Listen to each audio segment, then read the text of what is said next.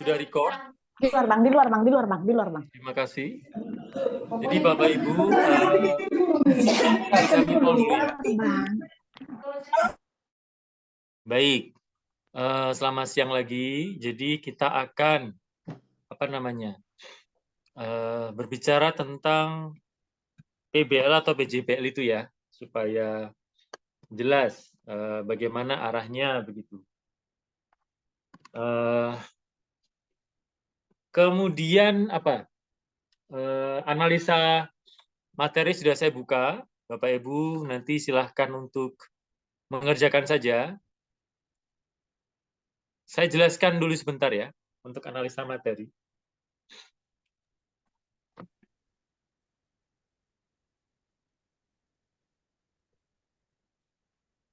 Ya. Oke, sambil menunggu ini, masih muser-muser, saya bertanya dulu, Bapak Ibu bagaimana ini? Selama ini sudah siap lokakarya atau ada kesulitan atau bagaimana? Sementara dulu. Saya mau bertanya, Pak. Bisa izin bertanya. Oke, silakan. Tentang konsep lokakarya itu, Pak, bagaimana konsepnya sebenarnya, Pak, untuk kedepannya itu?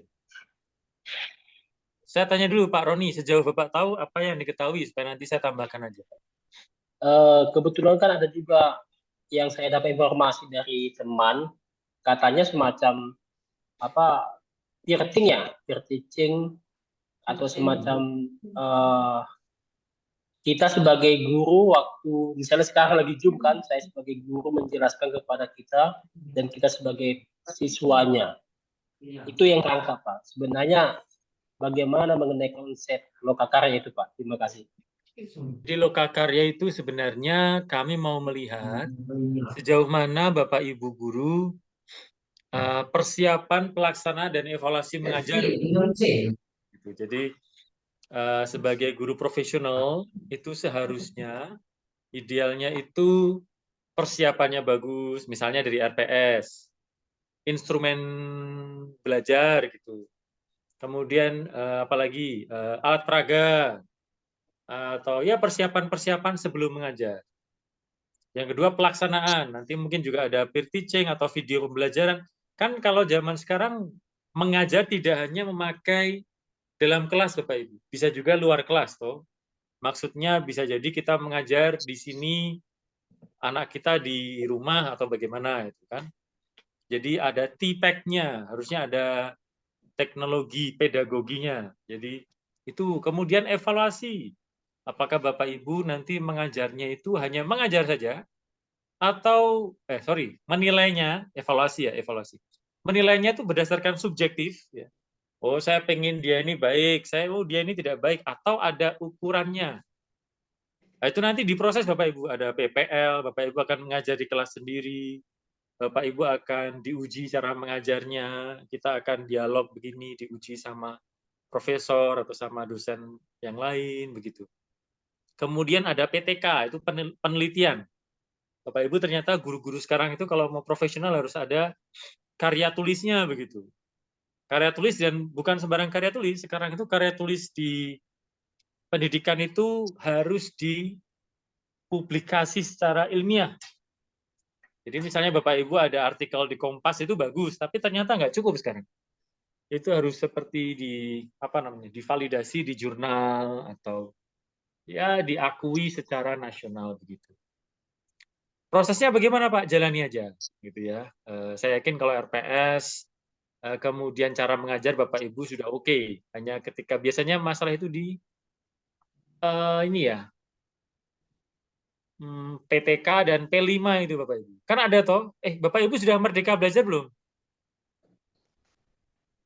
Kelas Sekolah sudah pagi sudah, dua kelas sudah, Pak. Berarti sudah praktek P5. Profil pemuda Pancasila itu. Oh ya, berarti nggak kesulitan harusnya. Ya, jadi sebenarnya kesulitannya mungkin di manajemen waktu sih Bapak Ibu. Sama seperti modul ya. Tapi kalau modul kan tidak praktek gitu ya. Tidak praktek revisi RPS atau bagaimana membuat video pembelajaran. Tapi kalau misalnya senior-senior kita yang usia 60 tahun loh, bayangkan, 60 tahun. Yang kemarin ini batch 1 itu bisa kok. Masa Bapak Ibu tidak bisa kan ya? Ya enggak juga ya.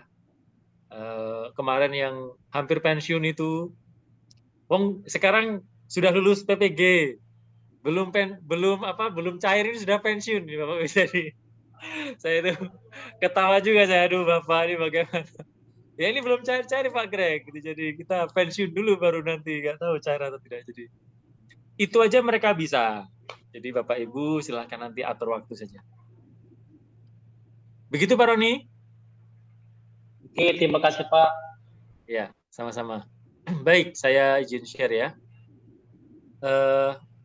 Ya, karena perkenalan kita sudah saling kenal begitu. Saya juga melihat sekilas pekerjaan Bapak Ibu. Bapak Ibu ada yang sharing di resume. Jadi ya kita langsung saja ke materi. Di materi ini, analisa bahan ajar ini, Bapak Ibu, ada 5 pertanyaan. Dan sebenarnya kelima-limanya tidak sulit, ya.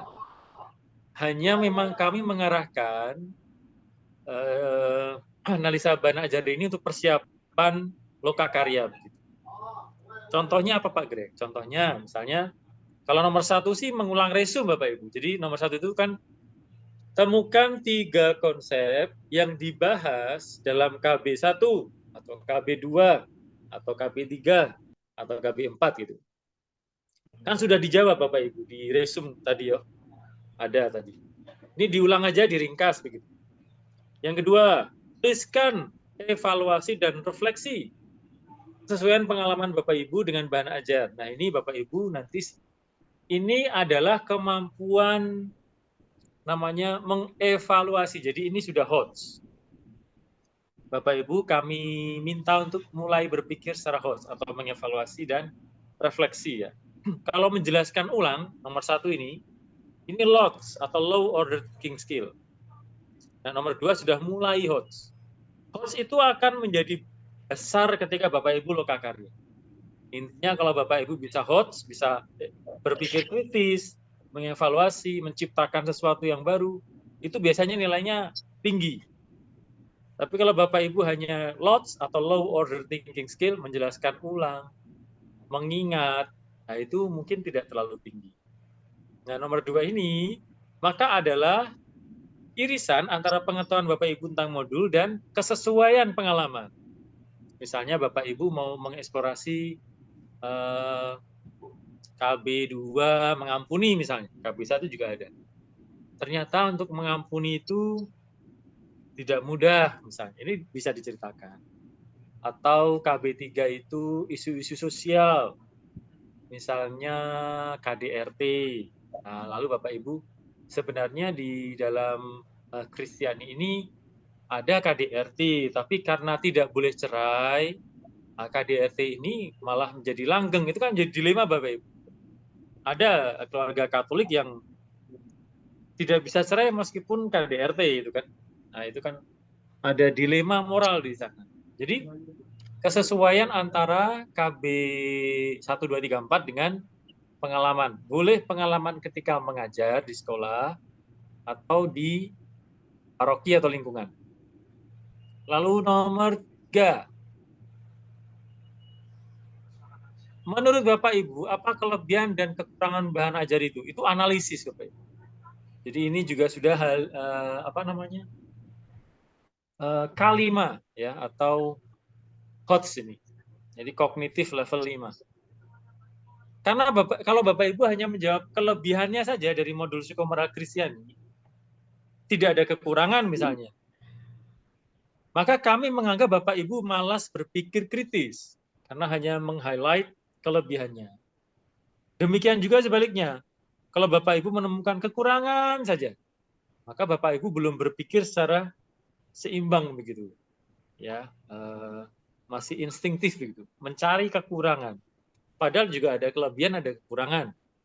Nah, tanda orang berpikir kritis adalah tahu kelebihan kekurangan. Nah, kalau Bapak Ibu sudah sampai tahap itu, nilainya tinggi. Kalau menjawab salah satu saja, ya tidak tinggi Bapak Ibu. Nomor 4, sorry. Kaitkan bahan ajar dengan moderasi beragama. Jadi memang ini aslinya adalah endorsement dari Kemenak. Kemenak ingin agar guru-guru agama Katolik dan juga semua ya tidak fanatik begitu Bapak Ibu. Loh memang ada Pak Greg, guru agama yang fanatik. Ada. Kemarin ini yang saya bertemu dengan guru-guru agama Islam, ada yang ketika Indonesia Raya itu dia tidak mau berdiri. Ada guru agama yang begitu. Ada juga guru agama Katolik ataupun katekis ya di paroki yang hobinya itu mengumpulkan teologi apologetik. Teologi apologetik yang pokoknya Katolik benar, Kristen Protestan salah dan masuk neraka, gitu kan ada. Baptis yang ini benar, yang Baptis gereja Kristen Jawa itu salah dan masuk neraka. Ada katekis yang masih seperti itu. Jadi memang Bapak Ibu bahwa kita yakin bahwa agama Katolik itu benar. Tetapi bukan hak kita untuk menghakimi agama lain salah. Jadi itu adalah hak Tuhan sendiri ya. Kalau Bapak Ibu misalnya melihat dokumen-dokumen dari Bapak Paus Fransiskus Assisi ya, salah satu yang menarik dia mengatakan ya, ketika ada pertanyaan apologetik begitu. Paus misalnya apakah agama lain itu masuk neraka gitu. Lalu Bapak Paus mengatakan siapakah saya bisa menghakimi mereka gitu. Yang berhak menghakimi adalah Tuhan sendiri. Termasuk ketika dibicarakan mengenai mohon maaf pastor-pastor yang ada skandal LGBT gitu. Di Eropa ya, di Indonesia tidak ada datanya. Tapi di Eropa ada. Lalu Paulus juga mengatakan, siapakah saya? Yang saya bisa lakukan menjauhkan mereka dari apa ya? Potensi-potensi membahayakan dan dosa. Tapi saya tidak bisa menghakimi apakah mereka nanti masuk surga atau bagaimana. Jadi atau masuk neraka gitu. Bapak Ibu yang mau ditekankan di sini adalah untuk nomor 4 ya, bahwa guru agama termasuk guru agama Katolik yang moderat ini lagi dibutuhkan oleh Indonesia begitu. Nah, ini semoga dimengerti. Yang kelima, ini sebenarnya persiapan untuk PTK atau penelitian tindakan kelas nanti. Semoga Bapak Ibu ketika menjawab nomor 4 atau menjawab nomor 3, kalau Bapak Ibu tahu kekurangan Banajar ini misalnya, atau kelebihannya, bisa dibandingkan dengan referensi lain. Misalnya Bapak Ibu pernah membaca Nostra Aetate, atau itu kan moderasi beragama banget. Gaudium et Spes, atau Evangelii Gaudium. Nah, nanti silahkan ditulis di sini. Pengarangnya siapa, tahun terbitnya tahun berapa, judul buku, atau artikel ilmiah boleh ya. Lalu kota terbitnya di mana, penerbit buku atau jurnal. Bapak Ibu, kalau Bapak Ibu sudah mengumpulkan bahan bacaan sekarang, menulisnya benar seperti ini, nanti PTK itu enak gitu. Jadi kemarin dulu itu saya menjadi saksi ketika ada guru menangis ketika diuji oleh salah satu dosen. Karena apa grogi atau bagaimana sehingga dosennya itu kesannya marah begitu ya. Karena guru PAK ini tidak bisa mempertanggungjawabkan penelitiannya. Karena bisa jadi memang ya kita waktunya singkat, mungkin ada guru PAK yang minta bantuan murid atau minta bantuan guru lain yang pintar untuk membuatkan PTK gitu. Lalu salah satunya ini, dia tidak bisa menjelaskan referensi teori yang dia ambil di PTK. Marah itu dosennya. Nangis Bapak Ibu. Nah, supaya Bapak Ibu tidak menangis di depan dosen seperti yang lalu-lalu, walaupun nilainya setelah itu 90 ternyata. Ternyata nilainya PTK itu ini Bapak Ibu, mahal itu 90. Karena dia revisi dan revisinya baik ya. Jadi itu. Kemudian untuk PBL, PJBL. Bapak Ibu di pedagogi atau profesional? Profesional. Profesional, Pak. Profesional, Pak. Berarti arahnya nanti memperbaiki materi ya? Iya, Pak. Ya, oke, kita sharing aja. Sebelum kita ke PBL, PJBL, ada pertanyaan seputar ini, Bapak Ibu? analisa bahan ajar? Pak Roni Saya, dan Pak. Bu Lores. Pak Roni dulu. Kebetulan saya sudah menyelesaikan untuk analisa KB1 dengan KB2, Pak. Apakah masih memungkinkan itu untuk perbaikan, Pak? Oh, silakan, silakan. Sangat Masih memungkinkan, mungkin. Pak, ya? Sangat mungkin. Silakan Bu Lores Rina. Terima kasih Pak. Mau bertanya tentang analisa itu Pak. Kan ada Pak pertanyaan yang poin 45 tadi Pak. Begini Pak. Yang kelima kan tentang daftar pustakanya Pak. Masa Pak tadi saya kerjakan Pak, tapi belum diupload Pak. Yang keempat itu Pak, bukan di situ kita buat literaturnya Pak. Di yang kelima daftar pustakanya seperti itu Pak. Ya, daftar pustakanya di kelima. Kalau ditanya berapa jumlah daftar pustaka, 2 cukup ya. 3, 4 lebih baik lagi. Maksud kami juga menulisnya itu Bapak Ibu. Semoga tahu menulis. Pengarang, tahun. Nah, jadi tidak hanya baca buku, tapi juga tahu cara menulisnya. Banyak itu Bapak Ibu yang baca bukunya, tapi nulisnya itu kayak tidak benar begitu. Kasih link. Maksud kami adalah buat ini pengarang, tahunnya, judul artikel. Jadi kalau misalnya nih, saya tidak tahu kalau misalnya besok ini untuk PTK Bapak Ibu harus pakai aplikasi Mendeley misalnya. Bapak Ibu sudah mulai siap. Karena teratur nulisnya. Kira-kira itu Bu Lolisina, kalau daftar pustakanya ya. Sedikit lagi Pak. Maksud Ya. saya tadi begini Pak. Kan di poin yang kelima Pak, kita membuat daftar pustaka. Jadi di poin yang keempat itu Pak tentang kajiannya. Jadi tempat saya buat Pak seperti ini di keempat itu Pak saya buat literaturnya, di yang kelima itu daftar pustakanya, sambungannya Pak. Gimana Bu? Yang buat literaturnya, terus? Begini Pak, kan di yang keempat Pak tentang kajiannya yang kita ambil literatur. Dan yang kelima daftar pustakanya berkesinambungan saya buat Pak. Saya copy maksudnya Pak yang kajian yang saya ambil itu baru saya buat di Nomor 4 itu kaitan isi bahan ajar dengan moderasi beragama, Bu. Jadi jika memang ada literaturnya moderasi beragama, silahkan. Oh iya Pak, bisa kan Pak seperti itu kita kaitkan itu Pak dari literatur. Bisa. Daftar pustakanya di nomor 5. Ya, betul. Oke Pak, terima kasih Pak. Terima kasih. Ibu tadi Martalina, bagaimana? Udah sama pertanyaan dengan Ibu Lorenzinda tadi, Pak. Terima kasih, Pak. Ya, terima kasih. Wah, luar biasa ya. Saya melihat wajah-wajah ini. Segera cair ini kelihatannya wajah-wajah. Udah membeku, Pak. Amin. Ini siap untuk lokakarya nanti. Wah, ini berapa bulan lagi wisuda ya, Bapak? 1 bulan lagi kah? Lebih, Pak. Sampai bulan 12 loh, Sampai bulan 12, Pak. Oh, 2 bulan lagi ya? Oh, 2 bulan lagi. Iya, Pak. Berarti Masih bulan terakhir September itu akhir. fokus ujian ya?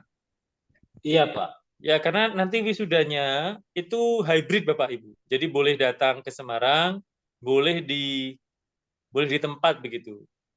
Kami datang aja kalau loh, Pak.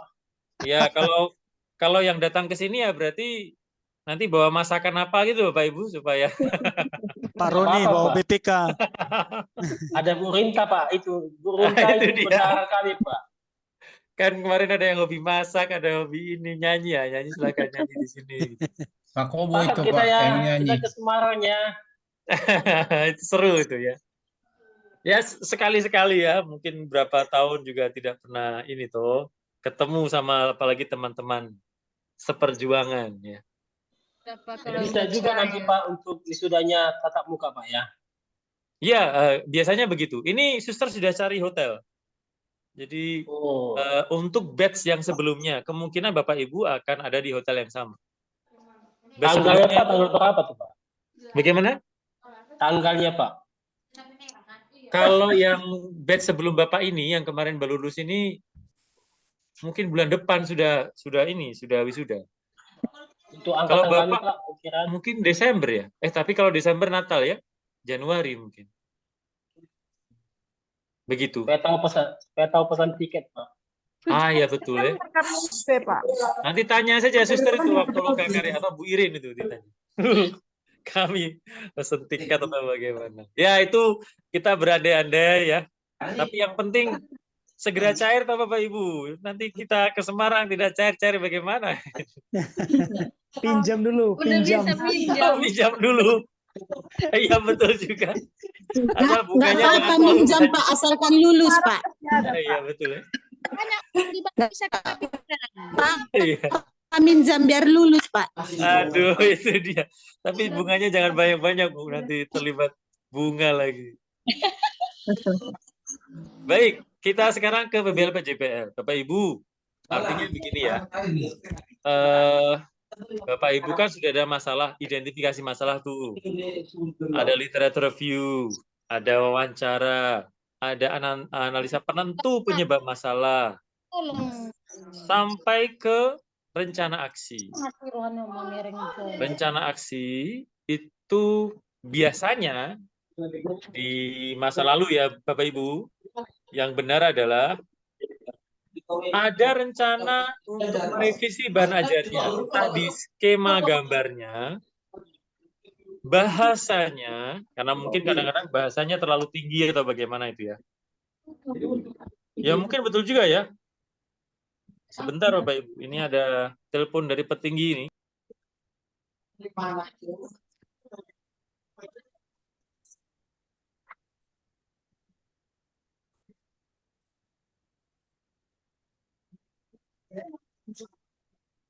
Baik, jadi biasanya 3 hal nih, yang rencana aksinya. Karena Bapak Ibu profesional toh? Betul ya? Iya Pak. Oke. Jadi bukan di pedagoginya. Apakah merevisi gambar atau skema atau ilustrasi yang ada di sana, atau merevisi bahasanya? Karena memang beberapa tema atau elemen itu berat bagi anak-anak SMP atau SD atau SMA juga. Misalnya istilah transubstansio. Bapak Ibu tahu apa itu transubstansio? Kalau Tahu, Trans Pak. TV tahu. Apa coba, Pak? Proses perubahan substansi roti dan anggur menjadi tubuh dan darah Kristus, Pak. Nah, ini misalnya dijelaskan kepada anak-anak SMP kah? Sakramen Ekaristi itu SD atau SMP, Bapak Ibu? SMP Pak, ada SMP. Skema juga ada, Pak. Dia bagi liturgia. Itu kan seperti menjelaskan sulap, Bapak Ibu. Kalau anak-anak kritis itu kan tidak mudeng mereka. Apa itu roti bisa jadi tubuh Tuhan itu? Itu ya, misalnya. Apalagi kepada anak-anak siswa kita yang mungkin tidak Katolik. Gitu. Itu tidak mudah karena kita menjelaskan hal yang tidak selalu ilmiah gitu loh Bapak Ibu. Nah, kita menjelaskan lagi misalnya Yesus bangkit dari kematian itu bagaimana? Tidak ada manusia yang bisa bangkit dari kematian lalu kalau mati suri itu mungkin bisa jadi metafora tapi kan itu tidak menjelaskan Yesus. Atau apalagi ya? Jadi bahasa-bahasa yang dipakai itu kadang-kadang terlalu tinggi. Atau mungkin kisah-kisah ilustrasi di sana itu bisa diganti dengan yang ada di daerah masing-masing. Kemarin itu yang apa ya, fenomena apa ya, misalnya Bapak Ibu ada upacara orang mati ya? Ada. Ada, Pak. Misalnya kalau Pak Mas Salumi misalnya, itu di daerah mana Pak? Kepulauan Nias, Pak. Kepulauan Nias. Nah itu sebenarnya upacara orang mati itu mendoakan supaya apa Pak? Mendoakan pertama untuk orang mati agar arwahnya diterima oleh Tuhan. Dan kedua, untuk keluarga yang ditinggal supaya diberi ketambahan oleh Roh Kudus, Pak. Diberi penguatan. Ya, sebenarnya kalau adat masing-masing kan ada seperti itu ya. Itu bisa menjadi seperti ilustrasi ketika sakramen perminyakan atau peristiwa-peristiwa penyelamatan jiwa. Itu kan sebenarnya tiap-tiap daerah ada. Itu bisa kemarin ada yang usul dimasukkan dalam PAK sesuai konteks masing-masing daerah. Jadi supaya guru memang kita punya buku kan sudah nihil obstat imprimatur, tapi masalahnya itu terlalu kaku begitu Bapak Ibu. Kata beberapa romo yang di teologi. Itu kami yang seminari tahu Pak Greg, tapi anak-anak itu tahu tidak itu istilah-istilah itu. Kata mereka begitu. Makanya salah satu tujuan PPG, apakah bisa ada masukan untuk kami ini, yang teolog-teolog ini, itu supaya bisa merevisi. Kemarin juga ada kisah misalnya, kritik terhadap buku PAK karena menampilkan Yesus disalib di pelajaran SD kelas 3 atau 4.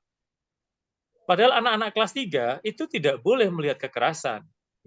Tapi kan Yesus disalib yang ada darah-darah itu kan lalu kemudian belum semua anak itu paham maksudnya gitu Bapak Ibu. Banyak anak-anak yang takut malah dengan Yesus karena seolah-olah ada display kekerasan gitu dalam buku itu. Nah, ini kan juga kita perlu perhatikan. Teolog-teolog mungkin tidak tahu bagaimana sungguh-sungguh berkenalan dengan anak-anak SD atau SMP. Jadi bahasanya itu bisa disederhanakan. Ada di gambar, ada di bahasa, ada juga misalnya Bapak Ibu mau merevisi tes formatif atau tes sumatif atau format refleksi atau apalah terkait dengan materi ajar.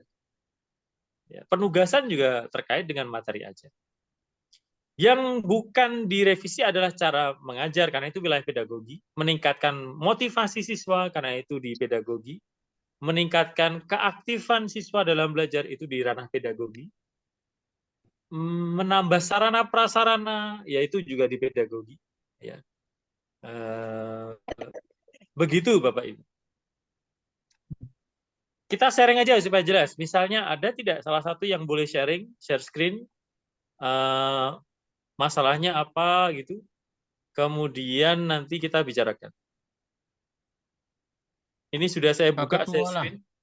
Silahkan. Pak Roni, Pak Ketua. Pak Roni bisa share?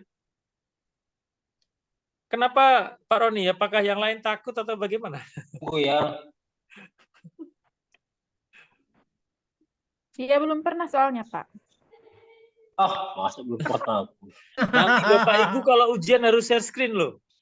Nanti, tapi bukan ini. Nanti ketika lokakarya itu sering itu share screen. Silakan. Aku lupa materi apa kita terakhir dengan Romo. PBL, PJBL itu Pak. PJBL, moderasi beragama. Iya moderasinya. Yang dari Romo terakhir materi. Itu berarti di ini Bapak Ibu, irisan antara masalah dan wawancara. Analisa penentu masalah toh? Sudah analisa Pak, penentu. Bisa lihat Pak. Oke. Masih berputar-putar Pak. Oke, jadi Bapak ini identifikasi masalahnya adalah apa Pak? Gereja dan sumber iman. Oke, terus turun. Misalnya Pak Roni sambil menjelaskan Pak, supaya saya bisa mendengar. Oke. Identifikasi masalah saya yang saya ambil itu tentang kesulitan literasi peserta didik kelas 11 materi gereja, mata pelajaran pendidikan agama Katolik dan budi pekerti di SMA Santo Thomas 1 Medan. Jadi ada alasan saya mengambil ini karena materi gereja ini sangat abstrak pada buku ajar yang digunakan. Itu yang pertama. Yang kedua, ada istilah nama-nama dokumen gereja yang digunakan dalam buku ini yang belum dikenal oleh peserta didik, seperti dokumen Lumen Gentium, Gaudium et Spes, dan lain sebagainya. Itu mengenai identifikasi masalah. Lalu yang kedua mengenai eksplorasi penyebab masalah, itu saya melihat dari identifikasi masalah itu terletak pada masalah materi. Materi ajar kelas 11 tentang gereja, di mana materi tentang gereja ini ada beberapa judul, antara lain tentang deskripsi gereja, sifat-sifat gereja, keanggotaan dalam gereja, dan juga tugas-tugas gereja. Ini dipertegas oleh beberapa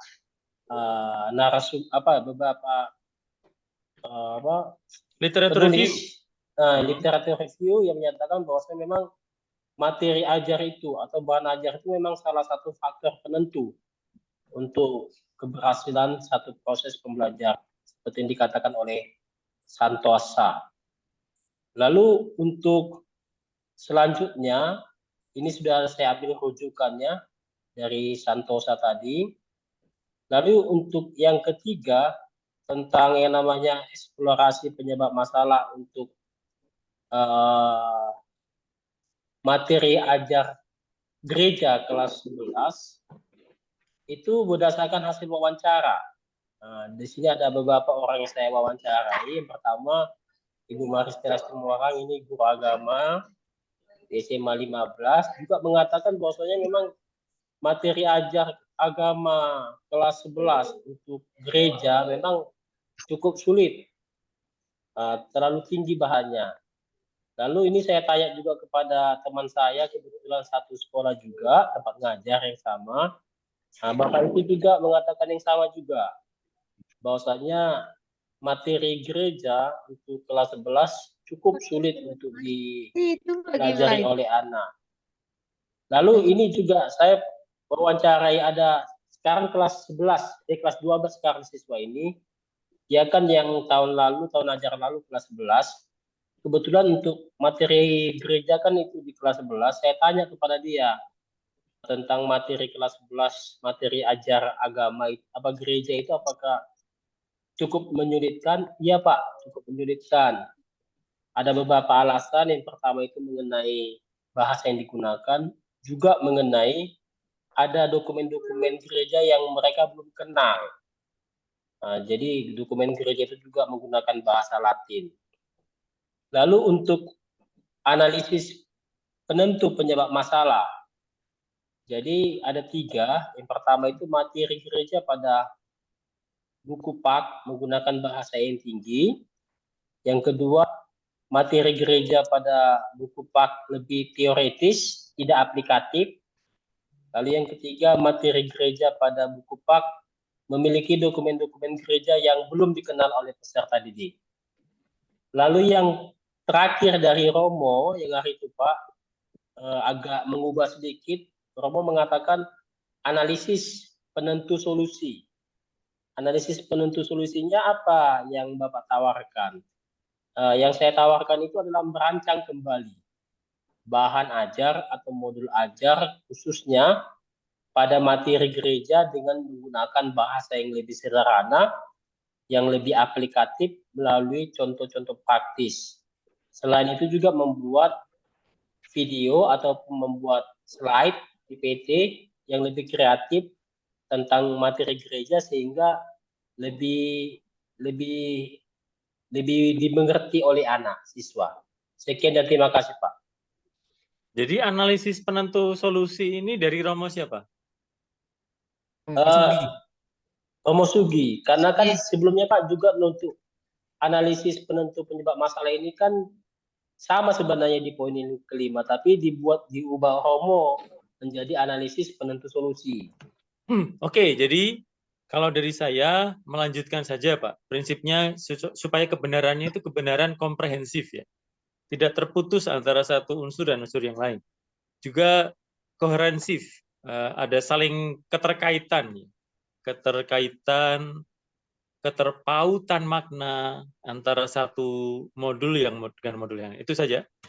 Silahkan, berarti Bapak Roni ini kalau sudah ada istilah materi gereja PAK menggunakan bahasa yang tinggi, nanti di ke-6 beri contoh misalnya apa yang diubah atau bagian mana yang metaforanya atau kisah-kisahnya mau disederhanakan.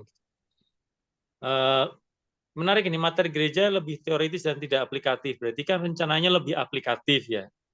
Berarti di refleksi atau penugasan dalam materi itu, apakah kalau saya membayangkan dulu ketika saya SD malah, itu ada misa-misaan. Jadi satu jadi Romo, satu jadi misdinar, satu jadi ini. Itu satu pertemuan hanya itu, Pak. Jadi memang ada gurunya yang menerjemahkan liturgia itu dalam praktek itu. Lalu itu main-main, bahkan makan roti. Jadi kan tidak boleh pakai hosti beneran itu. Jadi pakai roti, karena kami masih juga. Perjamuannya itu pakai teh itu. Nah, dia mau mengatakan bahwa dalam Ekaristi itu perjamuan seperti ini. Gitu. Lalu apalagi juga bisa apa tugas core atau apa itu jadi salah satu cara untuk aplikatif gitu. Nah, bayangan saya begitu Pak, tapi saya tidak tahu bayangan Pak Roni. Jadi urut saja supaya kebenarannya runtut dari yang 4, 5, 6-nya itu lebih jelas lagi. Apa sebenarnya mau dibuat Pak Roni terkait dengan merancang modul materi gereja menggunakan bahasa yang lebih sederhana. Contohnya apa? Contohnya aja. Tidak usah semua begitu tidak, tapi ada contoh-contoh. Lebih aplikatif gitu. Misalnya slide atau video yang kreatif. Video yang seperti apa? Itu dijelaskan lagi. Kalau yang 5 kan masih sangat umum ya. Semoga ada sekitar 3 alinea. Karena kan 35%, Pak. 35% itu kan besar ya. Kalau resume aja banyak kali, ini 3 alinea lah. Jadi meneruskan nomor 4 dan 5 gitu. Begitu Pak Roni ya. Oke Pak, terima kasih Pak. Sama-sama. Ada lagi yang mau sharing?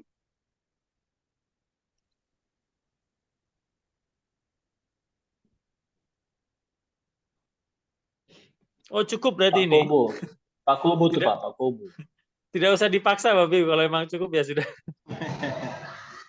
Tapi kan ini kesempatan gitu loh supaya kalau tadi ibu siapa ya minta nilai tinggi, ya kita berikan prosedur nilai tinggi itu begini Bu Rita. Supaya izin bertanya sedikit Pak. Silakan Pak Pondo.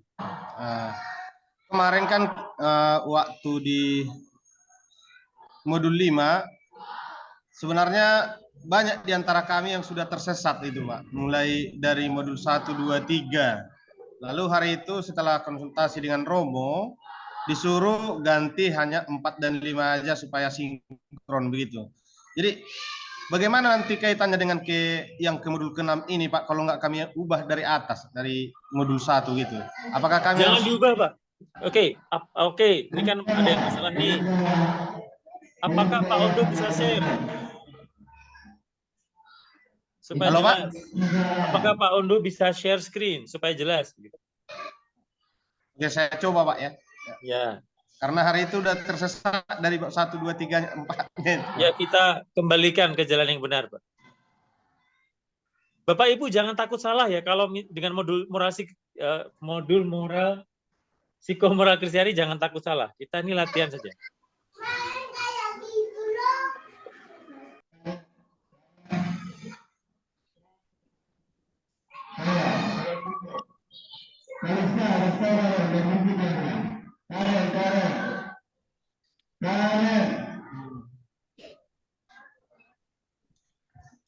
Setelah Pak Ondo siapa?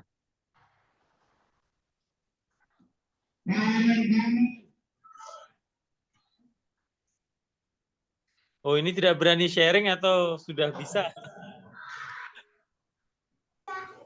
Oke, sambil kita menunggu Pak Ondo ya. Kita ngobrol ya Bapak Ibu ya. Misalnya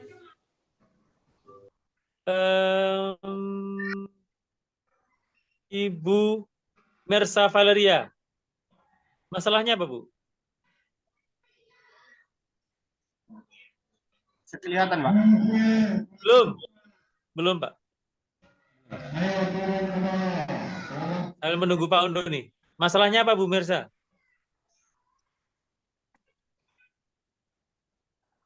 Oh ya sudah, ditunggu dulu. Ini Pak Ondo sudah berhasil men-sharing. Kita, Pak Ondo, masalahnya apa, Pak? Kita ke atas, Pak. Masalahnya kemarin itu kan sebenarnya yang mau ditinjau itu kan tentang kesulitan murid dalam pemahaman hidup baru dalam Roh Kudus itu kan. Nah, sementara di PB1 ini, di tahap 1 ini, materi tentang hidup baru, ada dia lebih condong kepada motivasi peserta didik itu kemarin itu. Lebih condong ke situ dia. Karena dia kan tentang literasi itu kan di bab 1 itu.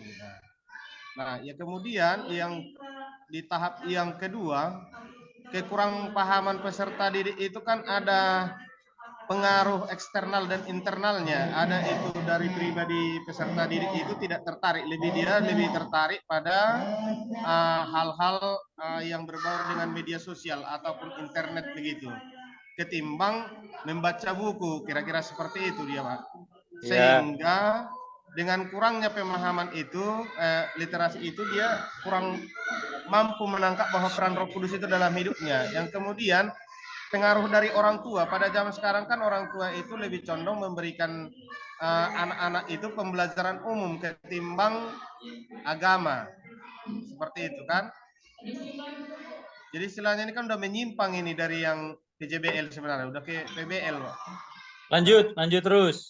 Kemudian yang di tahap yang ketiga itu wawancara bersama murid itu, bahwa peserta didik itu mengatakan kan dari guru duluan kan, dari guru kelasnya mengatakan bahwa jadi guru yang dilihat di sini, guru mungkin kurang kreatif dalam memberikan atau kurang mampu menyederhanakan bahasa begitulah. Nah, sehingga minat anak itu tidak terdorong, tidak bertumbuh dia.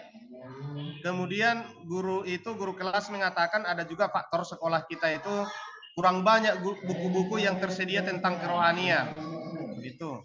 Dan kemudian dari siswa, dari kepala sekolah mengatakan bahwa ada itu kurangnya korelasi dengan stakeholder, dengan orang tua lah, kurang bagus, kurang komunikasi, sehingga anak ini sepertinya terputus di tengah jalan. Kalau udah di rumah kurang pendampingan, kembali ke sekolah didampingi, begitu kan.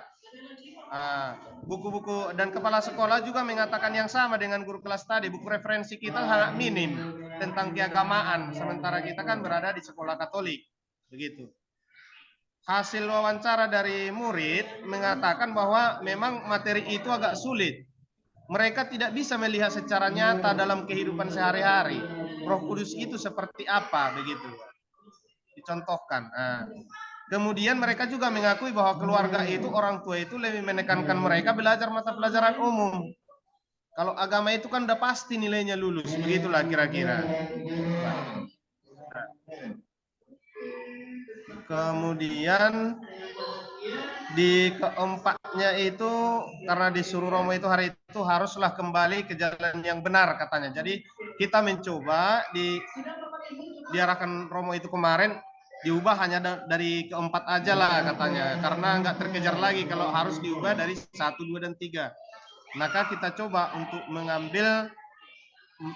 mengubah cara di sini adalah kita ambil tentang bahasanya, bahwa sangat abstrak memang, ya.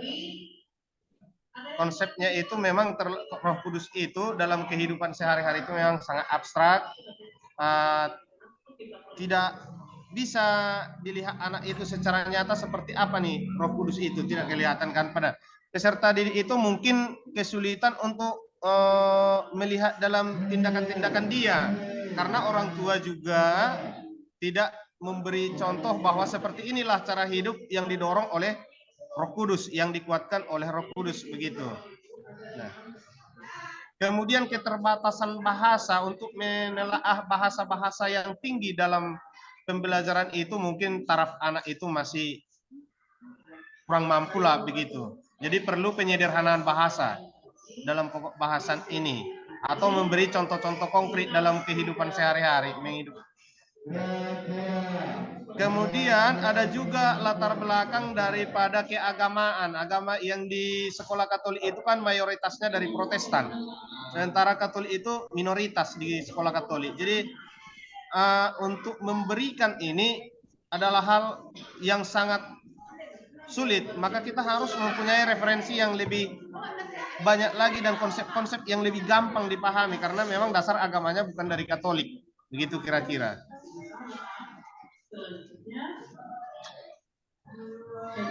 baru di tahap kelima saya buat di situ untuk yang dikatakan untuk menganalisa penentu solusi itu, yang saya buat adalah penyederhanaan bahasa materi. Dan yang kedua, kontribusi apa ini ke pemberian materi itu bagaimana supaya menarik bagi anak. Itulah kreativitas kita diasah lagi di situ. Kemudian kemampuan kita untuk membuat anak itu beradaptasi lebih baik lagi dengan yang beragama Katolik itu supaya bisa seperti tutor sebaya begitu kira-kira, Pak. Sehingga materi itu lebih gampang lagi nanti dipahami. Baru bimbingan dan diskusi terbuka. Bimbingan dan diskusi terbuka itu misalnya begini, anak-anak itu kita undang atau kita tumbuhkan rasa percaya dirinya untuk bertanya kepada setiap guru yang ada di sekolah. Bukan hanya kepada guru PAK, tapi ke setiap guru yang ada di sekolah itu, mereka bebas bertanya tentang pendalaman tentang Roh Kudus ini, terutama Roh Kudus ini. Semua mata pelajaran agama, tapi secara khusus pada tentang hidup baru dalam Roh Kudus. Begitu kira-kira, Pak. Ya, baik. Saya komentari yang pertama ini kan sebenarnya sudah kembali ke jalan yang benar ya. Tapi menurut saya belum terlalu konkret ya. Tapi sebenarnya pagar-pagarnya ada. Satu, misalnya saja, ini kan materinya Roh Kudus. Ya. Saya ketika membimbing mahasiswa saya mengajar itu sederhana sebenarnya itu Roh Kudus itu. Bapak itu bahkan Kristen juga bisa paham, Katolik paham. Buah-buah Roh Kudus itu Pak Ondo masih ingat apa? Buah-buah Roh Kudus. Apa? Buah-buah Roh Kudus. Masih ingat tidak? Iya Pak. Yang tentang kasih karunia apa? Ya, siap. Kasih, sukacita, damai sejahtera, kesabaran, kemurahan. Itu kan attitude semua. Itu perilaku dan itu bisa diukur sebenarnya. Nah, uniknya adalah mahasiswa saya itu mengajar di situ. Kalau misalnya kita bicara kesabaran, yang Kristen Protestan juga bisa sabar, yang Katolik juga bisa sabar. Kalau kita misalnya bicara penguasaan diri, itu juga bisa cara menguasai diri supaya tidak marah, supaya tidak terlalu lepas kontrol dari emosi diri gitu. Oke, jadi hanya yang supaya lebih konkret, usul saya di situ Bapak tulis ketika mengajar materi-materi Roh Kudus ini, pembukaannya Bapak mau ngapain? Apakah nyanyi, apakah doa, apakah apa, supaya lebih konkret saya. Lalu itu pembukaan ya. Lalu misalnya materi Roh Kudus ini nanti pengajarannya dokumennya dari mana atau kitab sucinya dari mana? Supaya jelas. Jadi kan ini ada Bapak ada 4 tahap nih. Apa ini Pak? Yang nomor 5 ini Pak? Nomor 1 apa?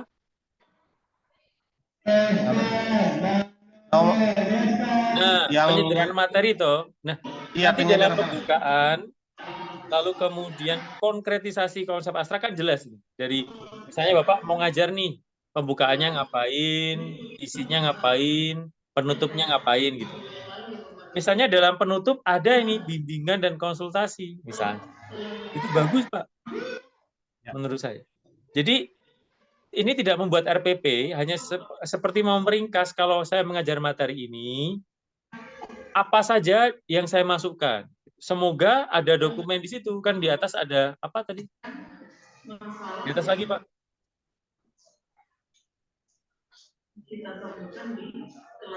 Yang ini tadi Pak.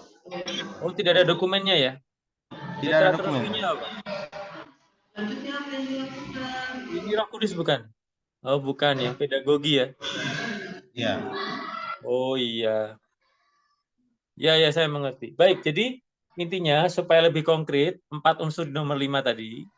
Silakan Bapak jelaskan pembukaan ngapain, di isi materi pembelajaran dengan anak-anak ini ngapain, lalu penutupnya buat apa.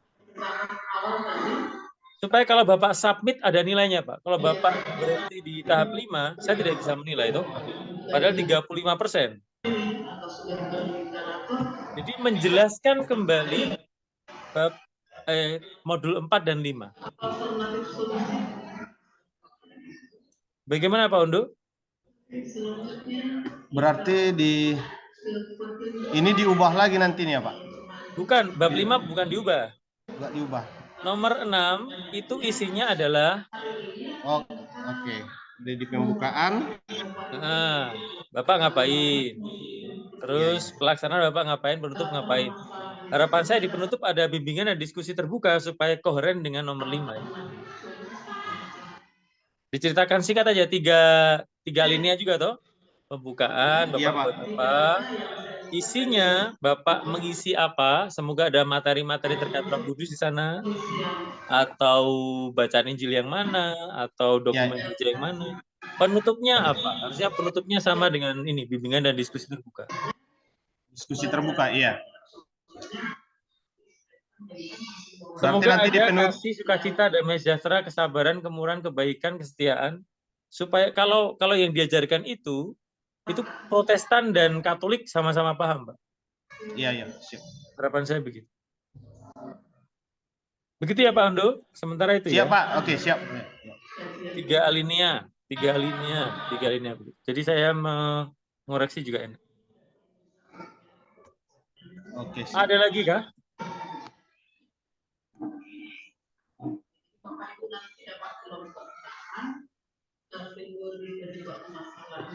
Oh, berarti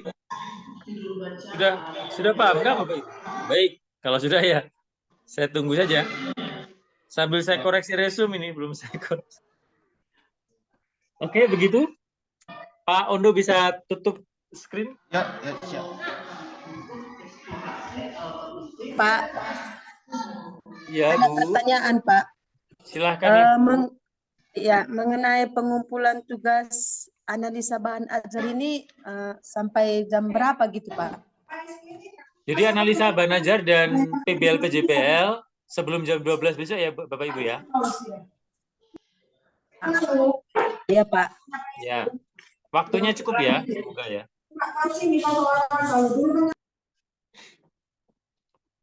Apakah ada lagi? Saya coba Pak. Silakan Pak Lobu. Share screen ya berarti ya. Silakan. Iya Pak.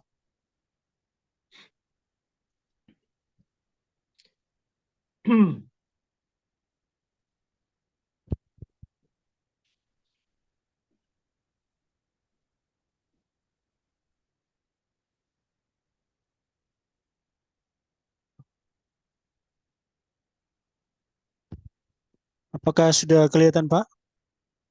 Oke, sudah. Coba nomor 1 masalahnya adalah apa Pak? Mudah-mudahan juga dibantu karena saya merasa ini masih jauh juga ini. Jauh dari NTT.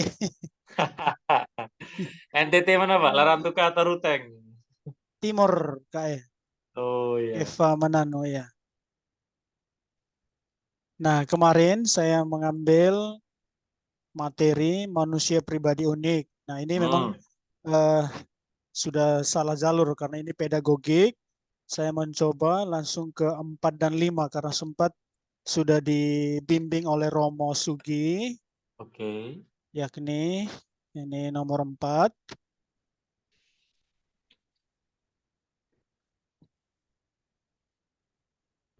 Nah, ini dia kemarin. Nah, Romo mengatakan kalau bisa ditawarkan tentang pembulian, maka saya buat judul seperti ini. Maraknya pembulian di lingkungan sekolah berkaitan dengan materi manusia pribadi unik. Kenapa ini saya angkat menjadi masalah atau latar belakang? Karena ada siswa atau peserta didik banyak yang kurang menerima diri, baik dalam bentuk fisik atau dalam bentuk ekonomi keluarganya. Nah, sehingga kadang-kadang siswa dibully di dalam lingkungan sekolah atau di kelas tertentu di mana peserta itu berada. Nah, untuk penentu atau analisa solusi, saya membuat 3. Pertama, membuat moto atau slogan anti pembulian di sekolah. Yang kedua, melakukan seminar penanggulangan pembulian di sekolah berkaitan dengan pihak yang bersangkutan. Biasanya ada pengalaman kita mengundang pihak tertentu untuk membantu memberikan seminar pada saat MPLS atau masa pengenalan lingkungan sekolah. Yang ketiga, rencana solusi selanjutnya itu mengadakan wawancara berkaitan dengan bullying. Nah, ini yang masih ragu juga saya, Pak. Itu yang saya buat. Mohon masukannya, Pak. Kalau slogan atau moto itu atau poster itu saya setuju, Pak, karena bisa jadi bagian dari penugasan ya. Jadi materinya itu aku pribadi unik supaya menghargai pribadi citra Allah gitu ya istilahnya. Lalu silakan siswa untuk membuat materi atau slogan anti pembulian. Itu masih masuk materi. Seminar, ini saya yang tidak tahu. Karena bisa masuk materi, bisa tidak. Kemarin di modul di ACC nggak, Pak, kalau seminar ini? Bukan soal ACC itu tidak. Hanya memang nilainya pas-pasan. Ya, kalau poster saya setuju. Kalau Pak. seminar itu bukan saya tidak setuju seminarnya, tapi seminar itu tidak merevisi modul ajar gitu loh, Pak. Karena seminar itu pasti berbeda dengan materi ajar. Kalau moto atau slogan itu masih bisa. Jadi misalnya ada konteks aku adalah citra Allah, lalu keprihatinannya adalah bullying, tugasnya entah bisa jadi transformatif atau transformatif. Slogan anti bully di sekolah itu psikomotorik masuk, kognitif masuk, afektif masuk ya. Tapi seminar ini yang saya tidak terlalu setuju. Terus karena yang menjadi masalah kan materi ajarnya. Terus apa ya? Oke, usul saya begini Pak, sama dengan yang sebelumnya. Misalnya materinya adalah aku pribadi yang unik itu ya. Bapak pembukaan itu akan buat apa? Terkait materi ajar juga ya.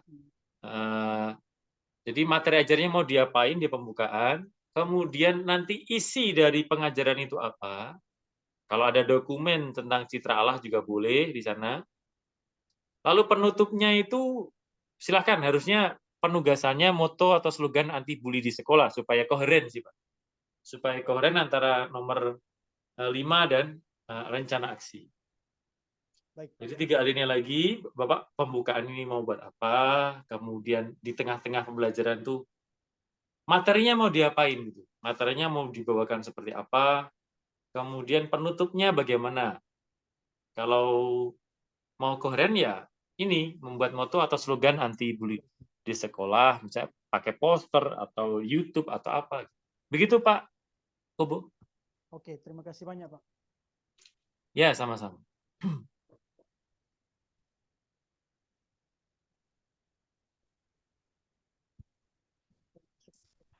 Baik, kelihatannya. Silakan teman-teman, saya pikir ini waktu yang bagus supaya kita diperkaya. Jangan takut salah. Ini ragu-ragu. Ayo. Iya. Nanti besok Ibu Rinta, Pak kenapa nilai saya tidak tinggi? Ya itu Ibu Rinta bagaimana tidak diminta presentasi, Bu tidak presentasi bagaimana? Biasanya tuh Pak. Ayo teman-teman. Ibu Kuntum, silakan Bu Kuntum. Ibu Rinta dulu, Ibu Rinta. Masih boleh ya? Oke, Bapak Ibu, begini saja supaya tidak tertekan ya. Nanti belum disuruh presentasi sudah tertekan ini bagaimana supaya tetap kerja dengan tenang. Silahkan kerjakan saja Bapak Ibu. Pak Kubu dan tadi ada beberapa teman juga sudah membuktikan bahkan ketika tersesat pun ya nilainya juga masih aman walaupun pas-pasan. Nah, jadi saya juga prinsipnya membantu saja. Nilai perpisahan Pak, nilai 90 lah kami semua Pak. Tidak ada Bu, tidak mau presentasi bagaimana mau 90. Aku 95 loh, masuk 90. Saya mau beri 95 tidak presentasi bagaimana? Izin Pak. Pak, modul terakhir. Jadi hadiah yang terindah lah untuk kami, Pak. Tidak ada bebek goreng di sini juga. Tidak ada bebek goreng. Hadiah yang terindah dari dosen yang terbaik. Karena biasanya dosen terakhir, dosen yang terbaik itu, Pak. Dosen yang baik hati. Izin bertanya, Pak. Kan sudah Bapak terangkan, jadi sudah kudengarkan dengan baik, Bu. Pak. Izin bertanya, Pak. Ya. Bagaimana, Pak Roni?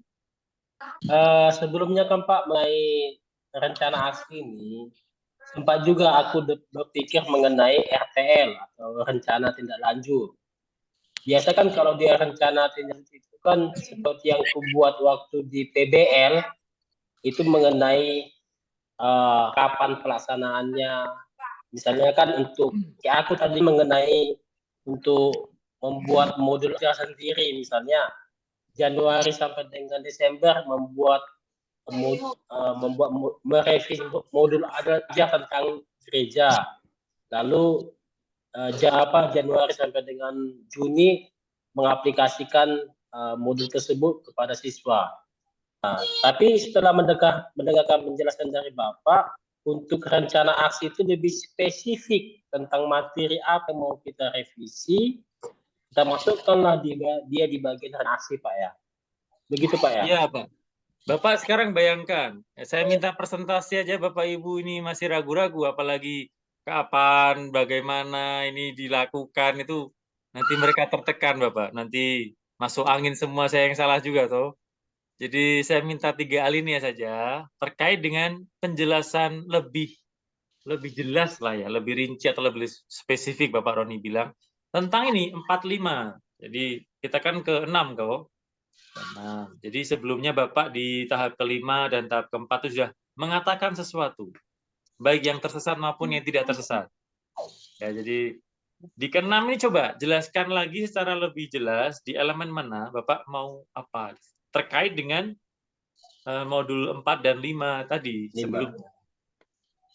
Jangan overthinking Bapak Ibu ya, jangan overthinking, ini harus nggak hanya satu gitu ya Pak? Bagaimana, sorry?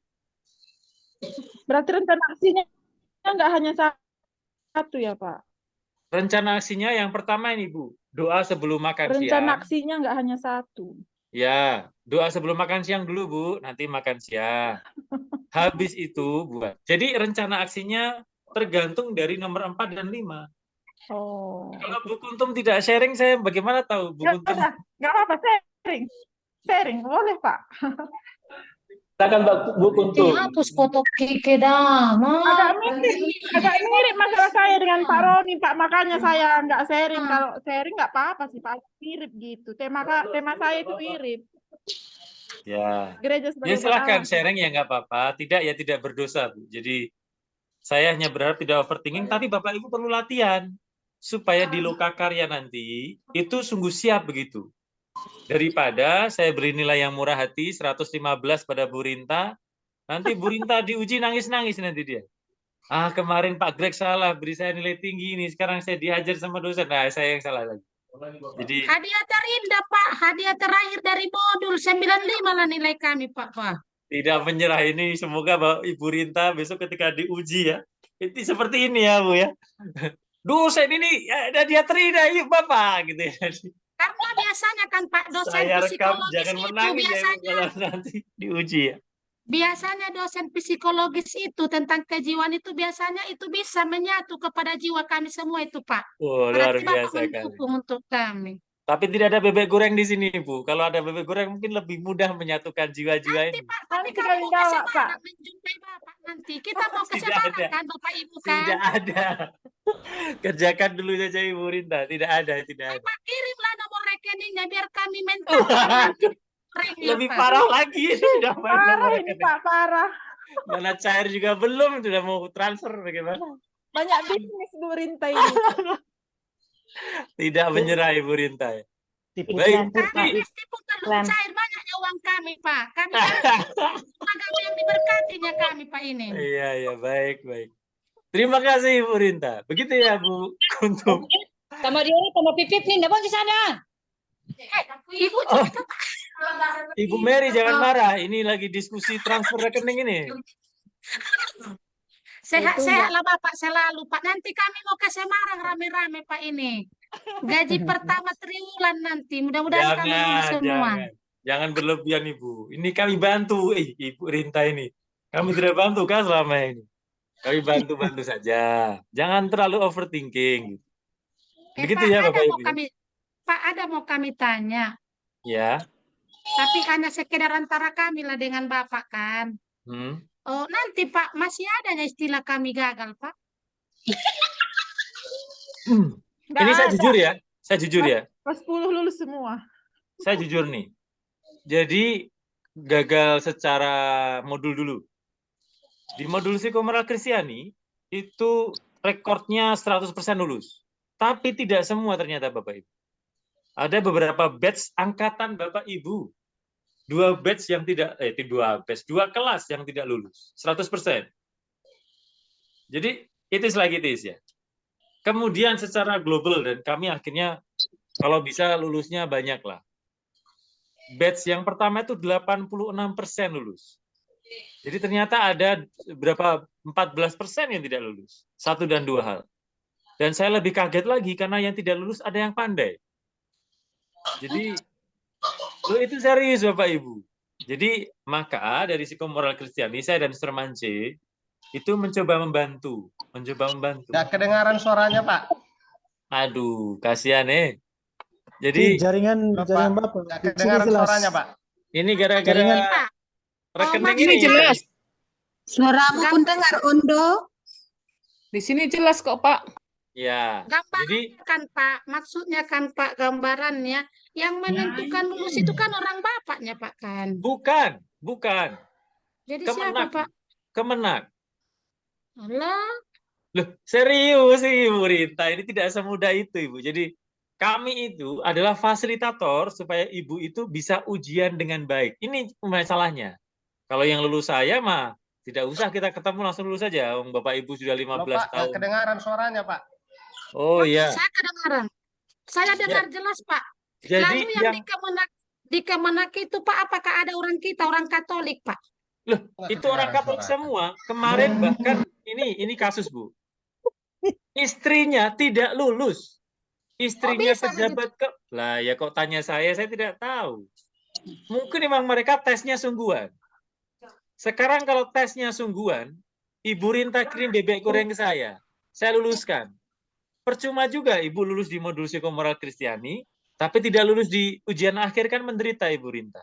Itu udah gawat itu Pak. Kalau ujiannya lagi nanti akhir nanti entahnya nggak lulus ke aku ini Pak, karena aku nggak pintar-pintar juga saya Pak.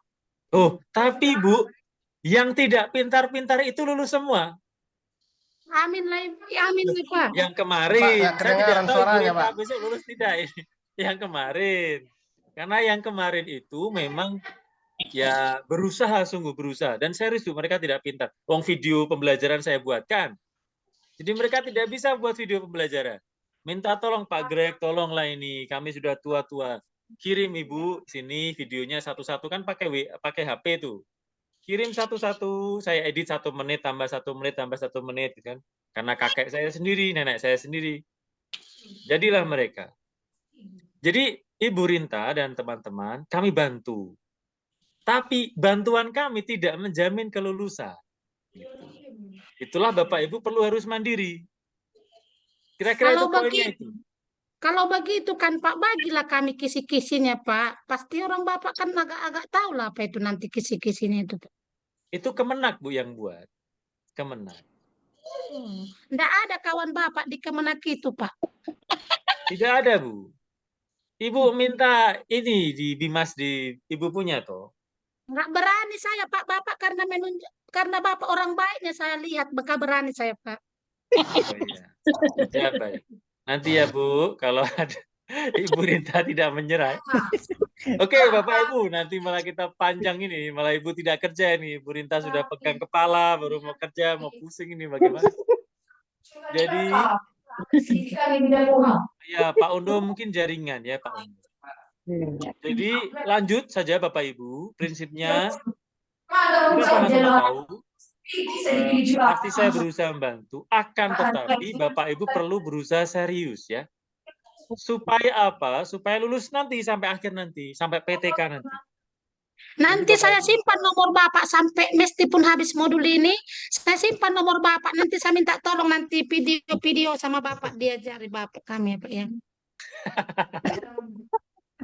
Ya begitu dulu ya Bapak Ibu ya. Ibu Rinta jangan Ibu terlalu takut ini menurut saya. Terlalu overthinking Bu.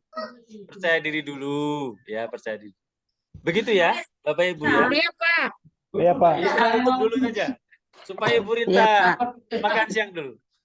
Oh, Bu Kuntum, ada pertanyaan atau masukan? Silakan. Terima kasih, Pak. Berkaitan dengan besok, Pak. Tugas kami analisa dan PJBL kami kumpul sebelum jam 12. Lalu apakah besok kita masih ada Vikon? Kalaupun ada, jam berapa? Dan jam berapa kami formatif dan jam berapa kami tam? Mengingat yang hari Sabtu kemarin, Pak, kami ada kesalahan teknis sedikit. Banyak yang dari kami yang harus formatif susulan, Pak. Karena mungkin miskomunikasi, formatifnya dibuka hanya setengah jam. Ketika lewat dari setengah jam kami masuk, formatifnya ternyata sudah di luar jadwal. Terima kasih, Pak. Vikon besok, semoga ya fakultatif lah, tidak harus Vikon. Kalau di Psikomoral Kristiani, hari ketiga adalah hari penentuan, Bapak Ibu, sangat paham. Lalu Vikon menjadi fakultatif, yang penting lulus dulu. Maka sampai jam 12 kami akan cek apakah Bapak Ibu sudah selesai semua, ya. Semoga kami juga sudah menilai semua. Kuncinya adalah kalau ada informasi di WA silahkan perhatikan. Untuk tes formatif jangan khawatir Bapak Ibu. Psikomoral Kristiani ada 3 macam tes formatif. Ini pernah kejadian ketika Nias gempa kalau nggak salah dulu ya Pak ya. Pernah gempa toh? Nias itu. Sempat, Pak. Lalu jaringan sempat error itu.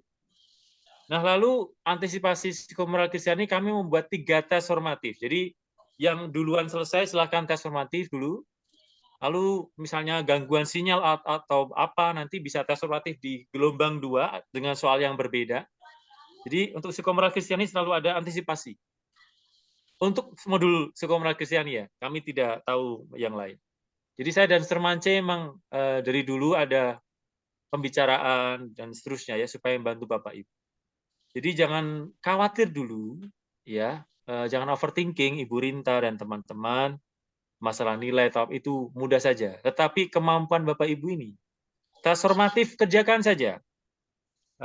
Ada tes formatif 2, misalnya sinyalnya tidak lancar atau bagaimana. Kemudian yang penting adalah kerjakan tes formatif dan TAM sesuai instruksi kami. Kalau kami belum ada instruksi, silahkan kerjakan tes formatif, jangan kerjakan dulu.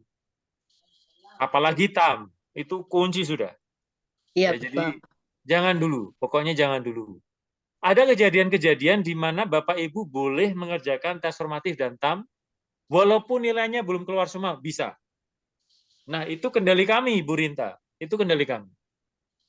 Tapi kalau Bapak Ibu tiba-tiba mengerjakan tes formatif dan TAM dulu, wah itu sudah di luar kendali. Begitu ya Bu Kuntum ya? Ya, Pak. Ya, Pak, terima kasih, Pak. Ini banyak overthinking ini. Jangan cemas dulu Bapak Ibu. Ya, karena kejadian kami yang hari Sabtu itu, Pak. Ada kejadian begitu kami buka di luar jadwal, jadi agak panik lah, Pak. Saya paham, saya paham. Oke, Pak. Terima kasih, Pak. Sama-sama. Baik, silahkan ditutup Bapak Ibu supaya segera bekerja dengan baik. Siapakah Pak Roni yang mimpin? Siapa Kubu? Siapa Kubu? Pak Kubu kah? Silakan. Mohon kesediaan Ibu Loreslina. Oh, silakan Bu. Baik, mari kita bersatu dalam doa dalam nama Bapa dan Putra dan Roh Kudus. Amin. Bapa yang Maha Baik, kami kembali bersyukur ya Bapa atas kasih karunia-Mu yang menyertai kami hingga siang hari ini. Kami bersyukur ya Bapa apa yang kami lalui dapat berjalan dengan baik, dan kami mohon lindungilah kami untuk kegiatan kami selanjutnya. Berkati para dosen kami ya Bapa, kiranya apa yang mereka terapkan dalam hidup kami dapat kami laksanakan dalam tugas kami sehari-hari, menjadi seorang guru dan menjadi panggilan hidup kami. Dampingilah kami selalu kini dan sepanjang segala masa. Amin. Baik, terima kasih Bapak Ibu. Pak Roni, semoga nanti bisa convert ke YouTube ya, lalu di-share ke teman-teman. Ini juga latihan untuk terutama nanti ketika ujian-ujian komprehensif dan seterusnya, latihan merekam dan nanti bisa didiskusikan, direview sama teman-teman. Begitu, Bapak Ibu, terima kasih. Selamat. Terima kasih Pak. Terima kasih Pak. Terima kasih Pak. Terima kasih Pak.